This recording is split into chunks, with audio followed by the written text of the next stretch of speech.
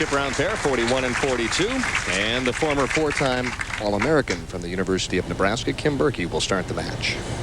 Kim has really made her mark on the tour, Denny, in just exactly 1 year on tour. She's made approximately $20,000. She's made 2 telecasts prior to this.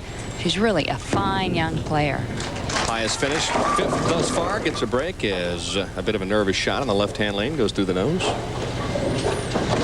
Player with a lot of energy and enthusiasm, loves to compete, and is a laugh a minute. This young lady likes to have fun. And you can see her opponent, Kim Couture, is not observing Kim. She's just staying within her own game, trying to keep herself focused. 2 different schools of thought there. Did you try both in your career, or did you do one or the other? I actually did try both, Denny. You can, if you can really get into your own game and just not look, and hey, it is you against the pins, and take it from there, to take that frame of attitude or that attitude versus, well, let me watch, and whatever's going to happen is going to happen. Well, it is a bit of a roller coaster ride, not only in your own game, but watching an opponent. If they get a real good break, you go down, and if they throw a bad shot, then you pump yourself up a little bit. So I guess there's 2 schools of thought there. Exactly. If you watch them catch a good break, you could be thinking, oh, great, maybe it's her night. Yeah. Kim Couture already a winner. Averaged 210 on the championship round pair throughout the week.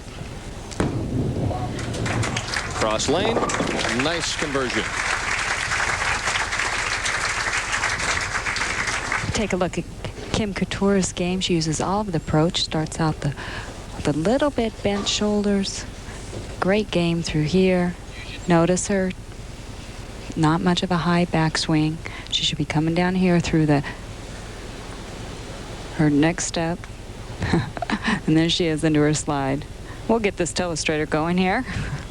Nice clean follow through, straight up and at him, playing the track area. This is a good shot, and she leaves the solid 10 pin on the left-hand lane. Interesting year thus far for her. Has qualified for match play 9 different times. Is second right now, Leila, on the tour in total points. So that gives you some indication of what consistency she's put together. Last year was her second year. She was the Ebonite Rookie of the Year in '91, Danny, as we mentioned in the opening. Error there by Kim. She'll have to shake that off and bring it back. But her sophomore year in the '92, I'll get back to that point in a minute. Let's take a look at exactly what happened when she crossed over to try to pick up this 10. The ball hit the lane conditioner in the center, just went into a slide, never picked up a roll. She'll have to adjust a little bit to the right with her feet, bring her target a little bit left. And getting back to my previous thought, Denny, was that she had not had a sponsor. She had a lot of financial pressures on her when she came out in her sophomore year. She was fighting that, and when she retained a sponsor, Lee Leventis picked her up and sponsored her and said, you know, I'll pay the way. And you bowl with such a lot freer arm swing when that happens. A lot more confidence. You realize that there is a little leeway there as Kim-Berke leaves the dinner bucket on lane 42. Traditionally, through the years, this has been a pair of lanes that has offered a stern test to the professionals. Not high scoring, not low scoring, but somewhere in the middle. Actually, both these players averaged pretty well on this pair. Kim-Berke averaged 210, Kim Couture averaged 210. And it only took a 197 average to make the top 24 this week. So this pair was one of the higher scoring pairs. Kim finished 24th last year, so she climbed the ladder all the way to the telecast here in 1993. Trying to break through and win her first Ladies Pro Bowlers Tour title. Crosses over again in the left-hand lane. She needs to make an adjustment there, although she did get away with a strike. Kim Couture, all business. Recently relocated to Titusville, Florida. Wanted me to tell all her friends up in Connecticut, hello. And come on down this winter. Just kidding, Kim. The guest room will be full. Good shot there. 4-pin trips out, so a break on lane 42. I had a chance to chat with her just prior to the telecast this evening, and she's already won a title, and I asked her if it would be easier to try and win for the second time. I think it has. I think every show is a new experience, so it's not completely easy. So I look forward to tonight. Looking forward to a double right now to make up for the missed 10-pin, if at all possible. 2 nice shots back-to-back. Kim Couture bounces back, and she trails by 8, but she is on a double here at Holiday Lanes in Claymont, Delaware. We'll be back with the conclusion of match number 1 after these messages. Kim-Berke down by 2, but working on a strike. A double here puts her back on top of the match. Her last shot crossing over to the Brooklyn side. She'll have to move in a little bit. These lanes also broke down very fast. The front part of the lane had a tendency to hook extremely early, and it forced the players to move left very quickly. A key this week, don't be afraid to take that giant step left either. 3-6-10 left on the right-hand lane. She left the dinner bucket.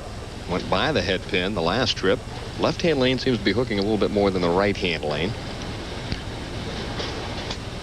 And of course, we already have seen Kim Couture throw it in the channel, so you know there's a little conditioner to the outside. Yes, and just as I say that, she takes the 6 and the 10 right off the 3, so they're going to have to be careful cross lane. Yes, there is an out of bounds. Let's take a look at Kim-Berke's game. She's a nice even push away here, a little bit high. She comes down, a nice high backswing. Very strong player. Look at her wrist position. Excellent. Now she comes through her follow through, very strong. Look at the shoulder position right through here. Nice adjustment on the left-hand lane, but this time the 4-pin remains.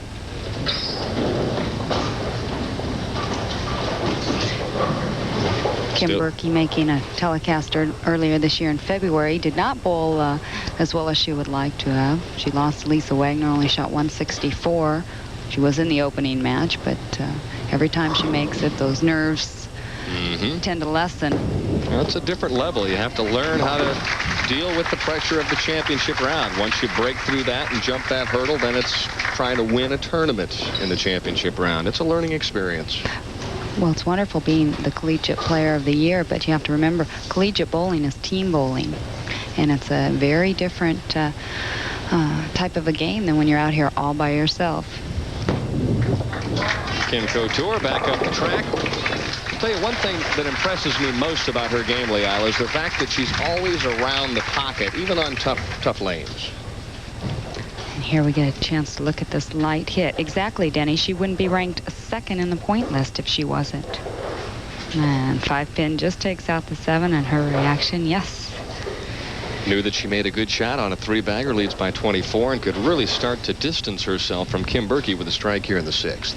In her title this past spring, when she won the Alexandria, Louisiana Open, she shot 695 in her 3 games that she was on the telecast. Just took the telecast by storm. Right through the nose for the big 4. If you could see that shot over again. Well, a major league dip with the right shoulder, which is going to make that ball go left. And so the door swings back open for Kim-Berke. It could have been disaster if she had struck there. You have to also have to consider the pin count here on basically a double. That's exactly right. Let's take a look at that shoulder, as you mentioned, Danny. A little low, but also, again, the ball hits right in the track area.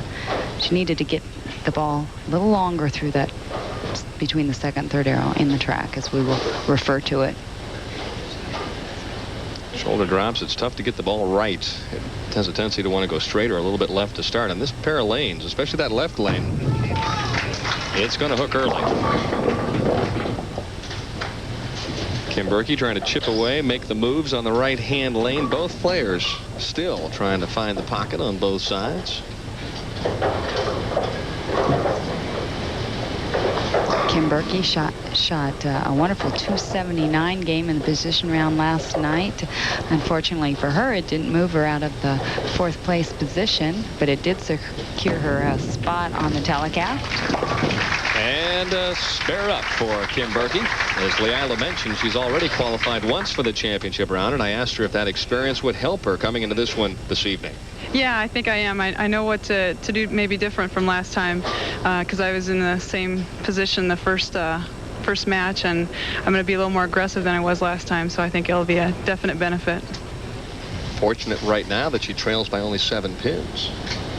Something she mentioned there, again, she's in the opening match. I remember you telling me, Danny, one time that, you know, you really have to get up there and qualify a little higher on those first couple times on the television show. Makes it a whole lot easier to win a tournament if you don't have to go through the entire field. A strike, only the second of the match thus far for Kim-Berke in the 7th, and we'll be back with more after this. Couture with a 7-pin lead coming off the big 4. And nearly provided a carbon copy. Another huge gaping hole. And again, Denny, especially this end of the house, you've got to make those moves quickly. When I tell you the lanes will break down and the conditioner is breaking down, that was not a bad shot by Kim. She needs to, next time, get in left. Move everything, do parallel moves. Take 2 boards left, 1 board left with your target, and you can see the disappointment here. She felt she threw it well. You almost have to anticipate and make the moves before the ball gives you the bad reaction. You almost have to be a step ahead of the lanes. Exactly, and which is very difficult to do. It's tough to trust the shot. I went through 18 games of qualifying this week. Searching, huh? There it is. Nice shot. Question is, does she have enough room to come back? She led at one point by 24, and now she trails by 5. Kim-Berke on a strike now in the 8th. Kim-Berke taking a deep breath. Comes from a big bowling family in Beatrice, Nebraska. Parents have a center up there, 2 brothers that bowl, very much involved in coaching. This would be a key shot in the opening match, and she likes it. Will she carry? Yes. Beautiful strike. Perfect shot under pressure. Up by 15 could really put Kim Couture in a bad way if she strikes here in the 9th. A sign of a champion. Your opponent opening up, and you take advantage of it and crunch the pocket, catch a double. She'll be there sooner or later. If it's not tonight, it'll definitely be in the near future. Still trying to win that elusive first game on national television. Good arm swing there. Light hit, pins dancing. There's a strike, and you can see the arm swing and the confidence begin to flow. And like you mentioned, once you get that first match under your belt that you win, the second match is that much easier.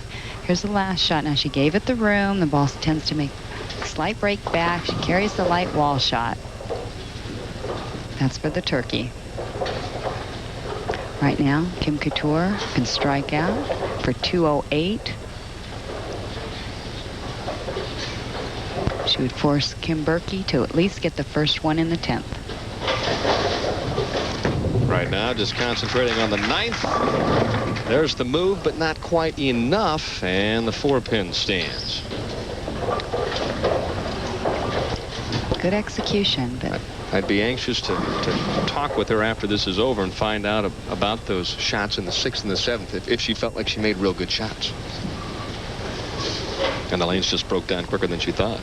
It's difficult from our angle, whether she had just let up a little bit on her speed or not. But I have to venture to say that, especially the one on lane 42, she thought she put that one in the pocket. Well, she hit the pocket 3 times in a row and threw 3 strikes. That's why we were assuming that she was going to throw another strike and really turn the match. But was not the case here tonight.